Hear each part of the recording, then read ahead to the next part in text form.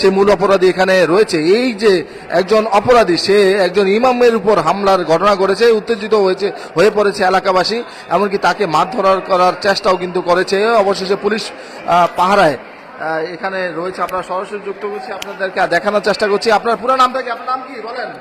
আমার নাম মোহাম্মদ বিল্লাল হোসেন। বেলাল হোসেন? বিল্লাল হোসেন। বিল্লাল হোসেন। বাবার নাম কি? মোহাম্মদ আয়ুব আলী। আপনি যে মসজিদের ইমামরে হত্যার চেষ্টা করেছেন, কি কারণে বলেন তো? কি কারণে মারার চেষ্টা করছেন, কেন? আমার নবীজিকে অপমান করছে। আপনি যে আইন হাতে তুলে নিয়েছেন, এটা কি অপরাধ করেন নাই? আইন হাতে তুলে নিছে, এটা আমার অপরাধ হয়েছে।